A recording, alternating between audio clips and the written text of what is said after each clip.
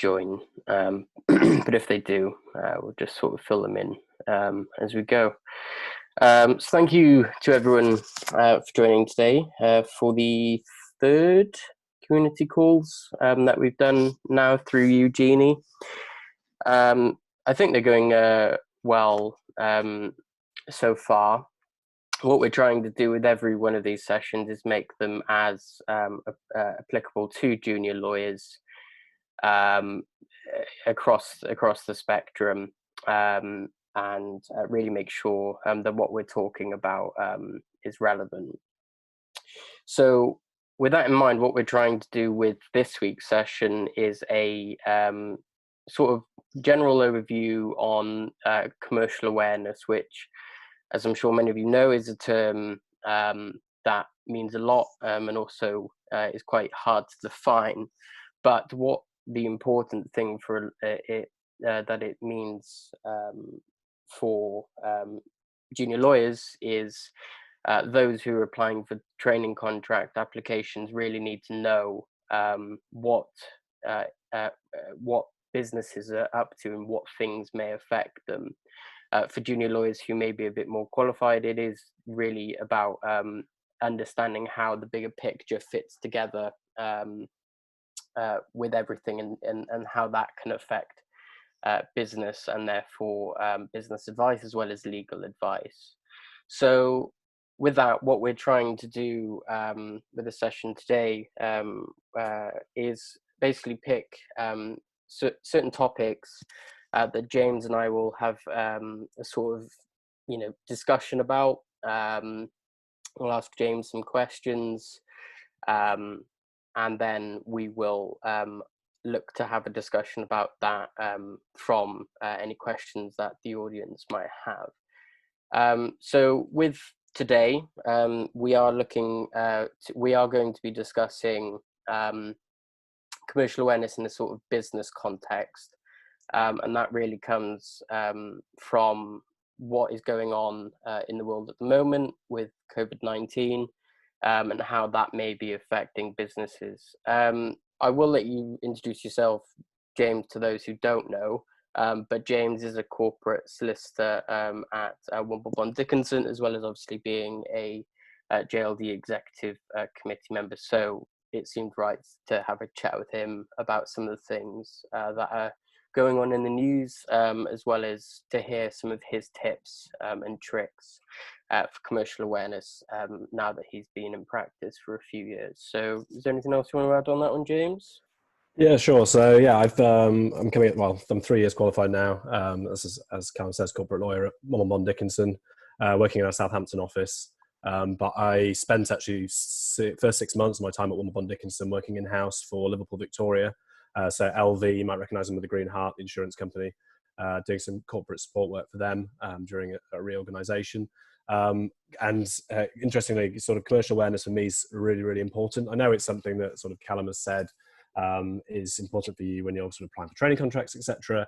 But I also found it to be incredibly important in me moving to Wimbledon Dickinson. It's one of the main reasons that I ended up here, having worked at another firm called Coffin Mew, which is a South Coast firm before that. So I think it is something that we're shouted at us while we're studying in the LPC and GDL, but it's something I found to be vitally important throughout my career so far, and not just at the beginning. So I do think it's important when it comes to sort of promotions, advancing, etc. as well. So I do think it continues to be something that's important to talk about and discuss. Great. Yeah, and that's true. It is something that yeah, and as an LPC student myself at the moment, you still hear all about how important it is to understand these things, and obviously that's what we're trying to do, is to when people are applying, and know that it is important for them in their future as well.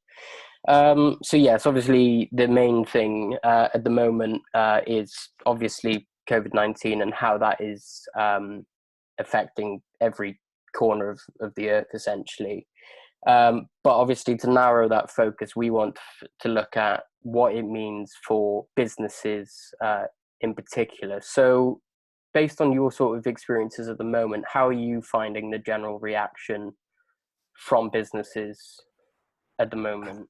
Yeah, I think the best way to sort of compare it is actually comparing it to Brexit. I think, when Brexit first happened, there was definitely suddenly a lull in the amount of work that was going on, the deals that were being done, because people didn't really know what to do or how to react.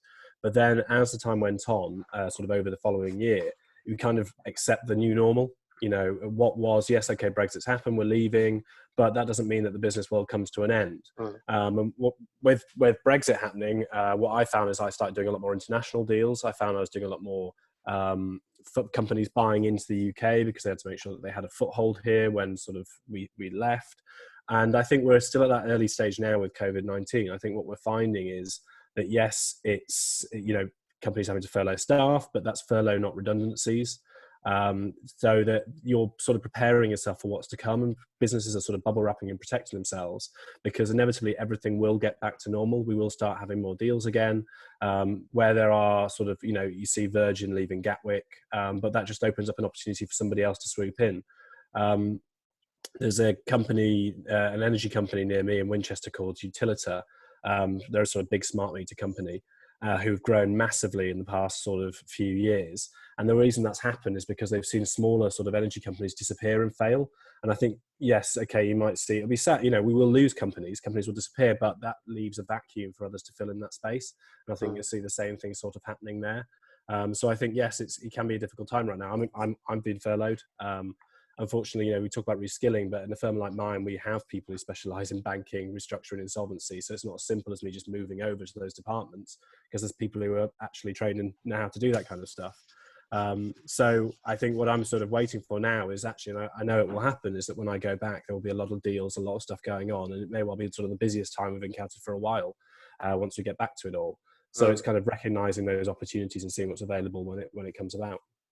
Sure. So I mean, you mentioned obviously that deals will sort of continue and look to pick up, and I think that's quite apt with what's been in the news this week, which is the merger between, or the agreed merger between O2 and Virgin. Now, from a sort of commercial awareness standpoint, that's obviously quite significant. It was in talks for months before COVID had reared its head, but it is something that, despite all the uncertainty that is going on at the moment, has still led to to it being agreed for in the future. So would you say that that is a sort of sign that companies out there are still itching to get these sort of deals moving, and are really seeing COVID as that sort of Yeah, U-shaped definitely. I think, blow up? that those who've got the money and the capabilities are going to take advantage of the opportunity. Before all this, one of our large clients was on a sort of an acquisition spree, sort of grow. And we expect sort of that kind of thing to continue going forward, because, as I said before, unfortunately, there are companies that are going to suffer. But one of the ways out is going to be sort of looking at mergers or acquisitions. And I think you'll see, even in our sector, in the legal sector, you'll see a lot more mergers and acquisitions happening. I mean, it's been happening slowly anyway. You look at the accountancy sector and you talk about the big five, the big four, sort of top 10 maybe in terms of accountancy firms, but in law there isn't such a thing. There's hundreds and Mm, hundreds of firms, and you'll see that consolidation starting to happen as mm, firms recognize where the strengths are, and that's across industry, cross sector. There's no unique area for it. And so, yes, I think the Virgin BT deal will be one of many that we sort of see happening as we go forward, as companies sort of ally their strengths in order to survive. And I think what we have to remember and recognize is that things like Brexit and COVID aren't blips. Things like this are going to keep happening through time.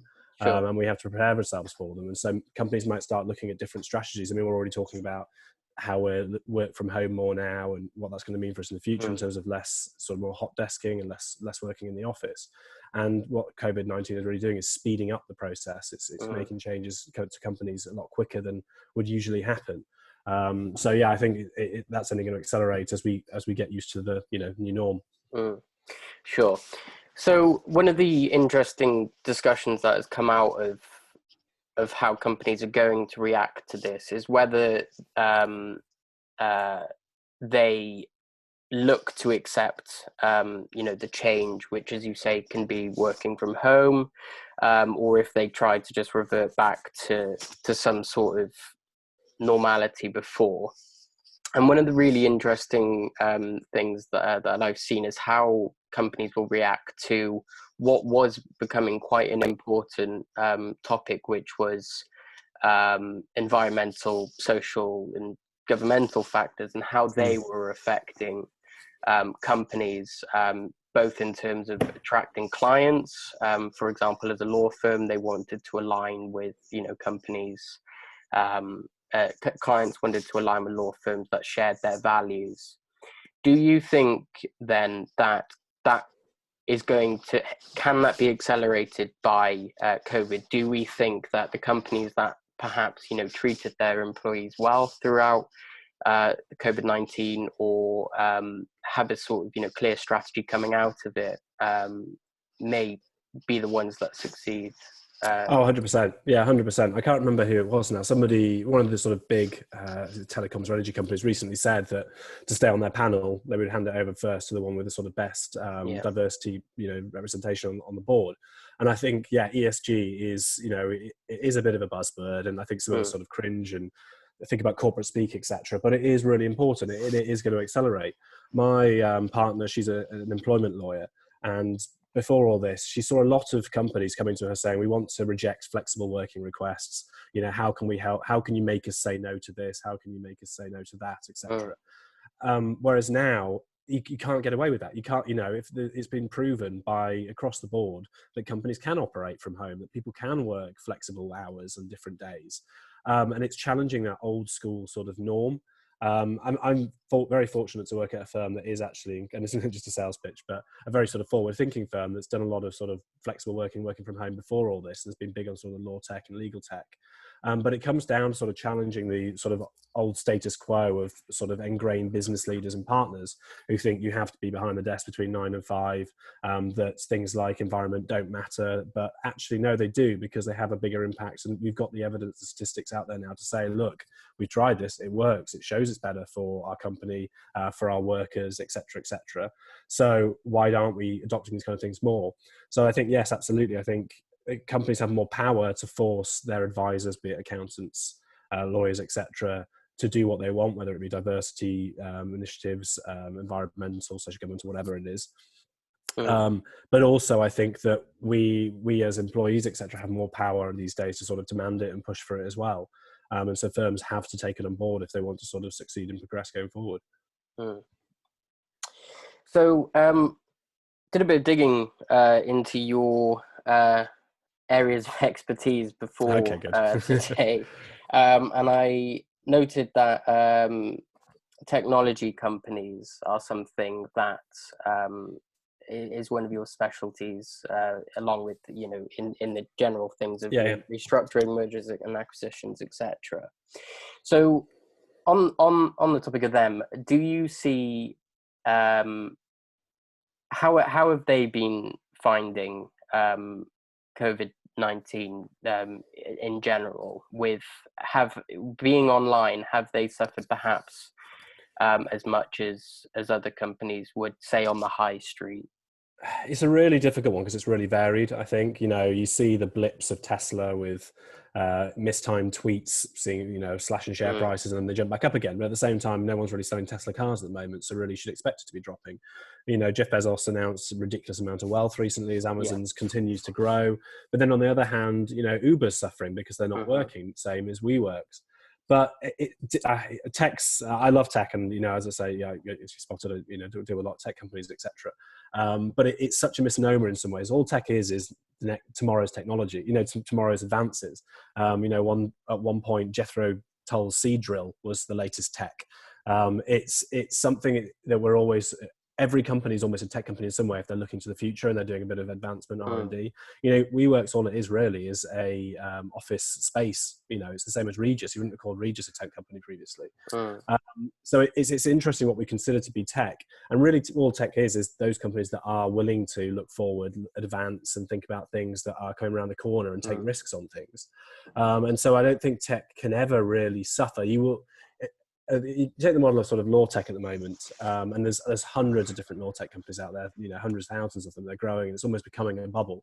And eventually, that bubble will probably pop in the same way that it did with the sort of the tech bubble back in the sort of 90s. But what comes out of it are the sort of Googles, the Microsofts, the Apples, the sort of the stalwarts. And that happens in every sort of industry with the new ideas. Of course, it sort of grows and expands, and eventually you lose the ones that aren't great around the edges.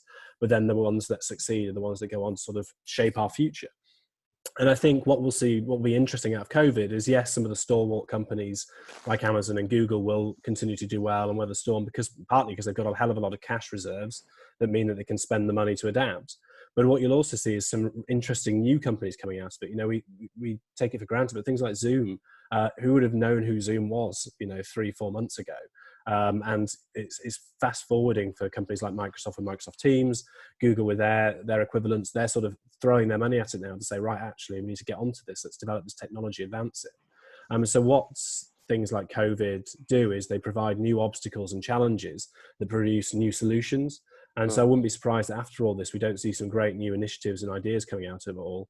I'm currently isolating on the Isle of Wight, and they've introduced the new app there. It'll be interesting to see whether the government looks into this more going forward. Will we have more sort of disease monitoring apps in the future? How will we use this tech in these sort of for things to come? So I think it can only be a good time for tech companies. Yes, okay, there are going to be those that suffer, but the ones that succeed will be the ones that adapt the best, and the way of life when it comes to companies. Yeah, so speaking of the app, there is in the news as well discussions of them trialing the app that Google and Apple are building. Yeah. Now, a sort of common question that law firms can ask to, sort of gauge your understanding of these things is to sort of ask, is it ethical, I suppose, for them to have control of that much data? Now, obviously there's no right or wrong answer to that, but it would be interesting to hear what your thoughts are on essentially a private company having access to health data in that way. Yes, obviously a lot of it is not anonymized, but having that control and that centralized system would be interesting to hear what your thoughts are on that. Yeah, it's difficult. I mean, I'm probably one of the less bothered when it comes to data, and that's probably not necessarily the case for a lot of people. I mean, we had a great talk from Big Brother Watch, who came along to one of the GLD conferences to talk about the recognition cameras. And it's an area that's really interesting, and I think it's going to see a lot of discussion over the years to come. And that's sort of the way that algorithms are used and the way that data is collected and analyzed. I mean, we've always had it, from the days of marketing early on. It's targeted at people because of certain characteristics. It's just got a lot more clever and a lot more focused. And some people enjoy that. Some people like the fact that you can be told this thing's available at this price, yada yada. But you're right, it's getting that line that who watches the watchman kind of thing.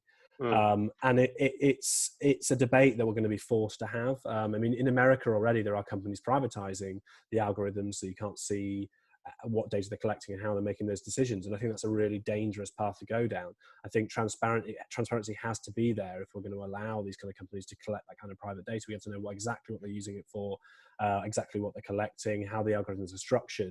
And private companies may push back on that because obviously how do they make money out of something when they have to put it all on display? But it's something that the government needs to take a more active lead on, or at least the legal profession. Because if they're not going to sort of step in and monitor the stuff, then there is the tendency for it to creep into our society bit by bit without us having a say on it. There's been some good work by the Law Society recently on this. Christina Blacklaw's the previous president, set up a number of sort of initiatives to do with algorithms and ethics, the justice system and data, etc. And I think that these companies like Apple and Google are almost ingrained in our lives now. We always take it for granted, but that doesn't mean we shouldn't be constantly questioning what they're doing. But I also think we have to think about the same with the government. The government's launching this app, and actually there's been a lot of criticisms in the way that the government's just collecting our data. It's like, if we're not comfortable with private companies doing it, why are we comfortable with the government doing it? Yeah. There has to be safeguards at both levels. So I think we have to have a proper discussion about it and how we're going to go with it going forward. And I think that's great. That forward thinking vision of what it means for government and businesses is why it's such a crucial question that junior lawyers are asked, is because this is the landscape in which they could be advising companies in the future. And I think that, you know, it's a good question. There is no right or wrong answer, but it's really great to hear your thoughts on what Yeah, I that think one means of the in the big things which future. I've noticed recently when it comes, and it will vary depending on the firms that you apply to, Mm, but one of the really interesting things, and it goes back to the, the environmental social government as well, is that more and more with my clients, what I'm having to what you have to say is, yes, okay, it's legal that you do this. Okay, what you're suggesting is perfectly legal, it's fine, but have you thought about the bigger picture in terms of mm, how it represents you to the wider world? Yes, okay, you could to reduce your tax. I've seen this with sort of accountants' advice. You can reduce your tax by putting it offshore or doing this, that, and the other. But if it comes out in public that you're some company that claims to be social and moral, then how is it going to go down that you're not paying the most tax that you can pay? And I think it's an interesting one where we as lawyers become more than just legal advisors. We become business mm, advisors. And we have to, we can't make decisions for these companies and the people who advise, but we can say to them, look, yes, this is the legally best approach, tightest, securest. But what about the public image? What are people going to think about this in terms of who you say you are and what you represent? Sometimes it is better to pay a bit more tax so that you can say that you are benefiting the society in which to operate, not just trying to cut it as low as possible. And I think that's going to be important for all lawyers going forward, is being able to say, yes, I recognize what this business is in the bigger structure. I don't just see it as a tech business. I see it as a tech business that is operating yeah. in Britain, where people are more closely quizzing and querying their actions and what they're doing. And I think that's where, with things like data collection, we're going to have to be saying to our clients, okay, yes, you can hide it behind, a great example is the NDA stuff, that's been coming out, and the advice on hiding sexual harassment. It's like, yes, you can hide it. Yes, you can use an NDA to tidy all this up and make it go away. What about when that comes out? What about when people hear what you've been doing in terms of hiding your actions? So what we need to be doing is we need to be the moral and ethical lawyers that are sort of saying, these are your options. It's on you to make the decision, but at least we're giving you that choice to think about as well. Yeah. So, another question that is quite common is what are the biggest challenges that law firms face in the next 5 years? And I think it'd be quite interesting again to hear the other side of that question from someone who is in the industry. Yeah. It's an interesting one. I mean, I hate the categorization of us all as sort of millennials and Generation Z and all that nonsense. But having said that, there is a new pattern in the way that people are working. People aren't staying in jobs for as long as they used to. They're moving professions, moving firms. And there is more of a sort of fluidity to the way in which that we work. You're not seeing people stay in one company for 20, 30, 40 years in the same way that we used to. And so I think one of the major challenges for law firms is going to be engaging and working with their staff and recognizing that their lawyers may actually have different desires and patterns and pathways throughout their lives. They're not just going to turn up from day one and stay there all the way to managing partner. Of course, there will be people who still do that, but it's a way of looking at how can we keep the best. How can we work with them so that they keep interested and excited in what they're doing and they keep happy? But also recognizing that actually you may have to lose some good people now and again because they want to try something else. It's not a reflection on the firm. It's just a reflection on a different generational think. And I think that then it's about how do you recruit new people? How do you make sure that you keep that level going? And part of that is going to come down to the use of technology. I've mentioned law tech already. And there's still a long, long way to go with that. And I'm already seeing it in the work that I do, that technology makes my job so much easier and allows me to start focus on the stuff that's interesting.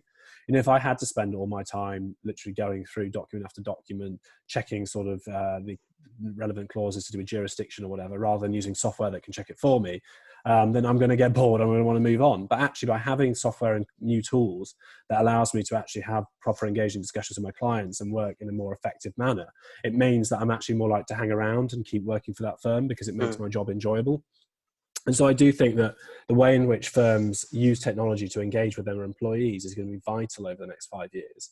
But then I also think that it goes back to what we just discussed about as being more than just legal experts. Yeah.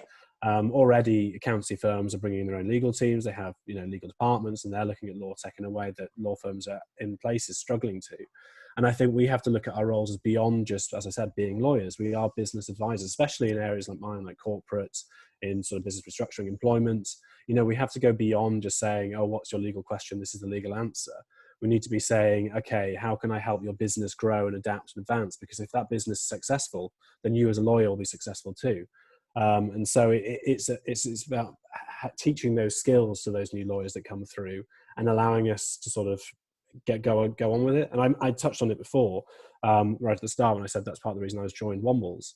And it really was. I was approached by WBD because of the business development stuff that I'd done in my previous firm, because I was known in the community, and because I'd set up things like drop-in clinics for local tech startups, and helped sort of engage. I'd gone beyond just sort of my normal legal work. And that's what they recognize is where the future is. They said, we need people like that, not somebody who just comes in and sits down and reads SPAs all day.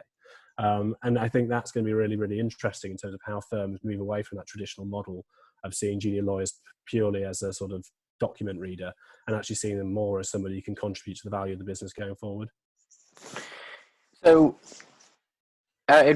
just as we're looking to wrap up now, if anyone in the anyone would like to ask any questions or for any discussion points at the moment, that would best time would be to put your questions in the chat below now.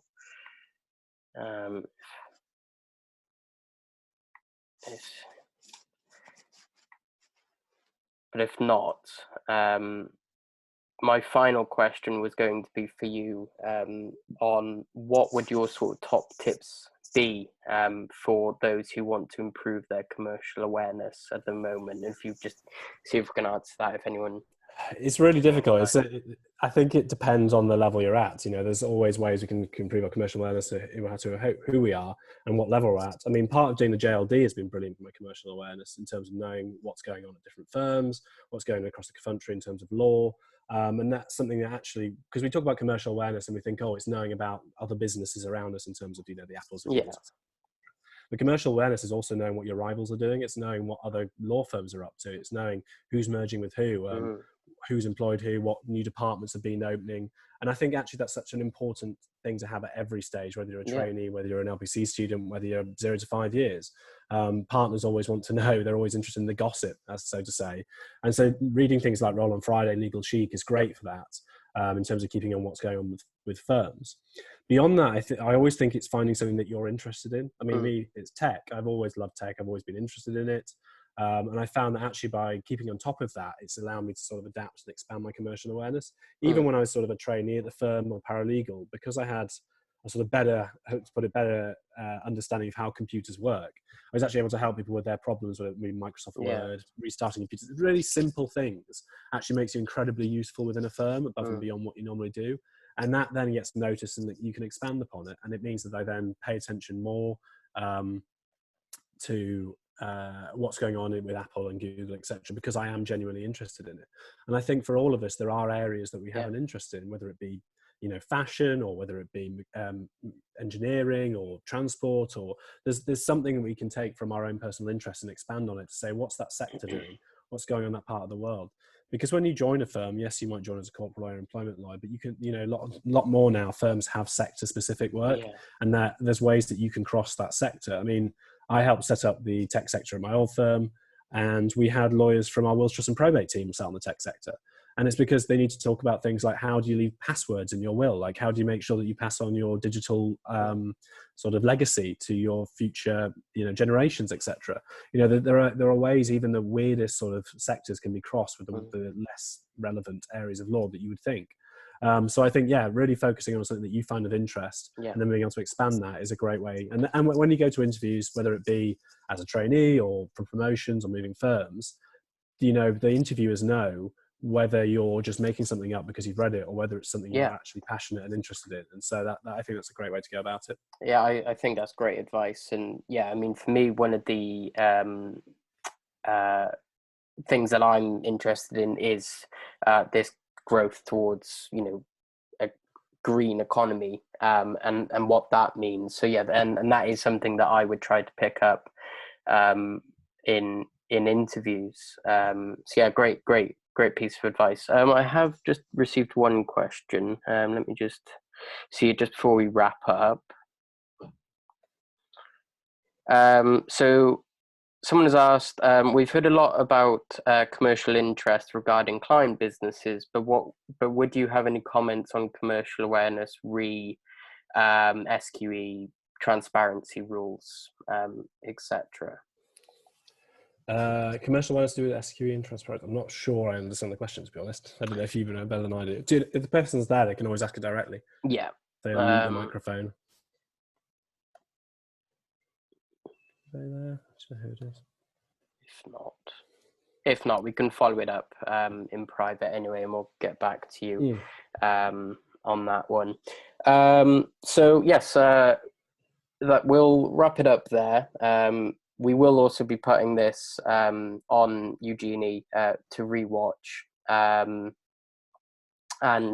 So we can be helpful for those who weren't able to attend today. Just wanted to finish up by explaining, saying what the JLD are up to in the next few weeks. So we have a video session on the 13th of May, which is Law in Lockdown, from 1 till 2, and that's basically looking at some of the advice and support that is out there for junior lawyers, both financially, emotionally, and practical.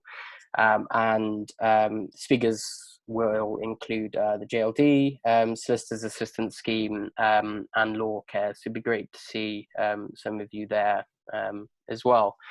But unless we have any more questions, thank you all very much for coming. Hope you all found it useful. And we'll see you again next Friday. Brilliant. Cheers. Thanks for this, Callum. Thank you, everyone.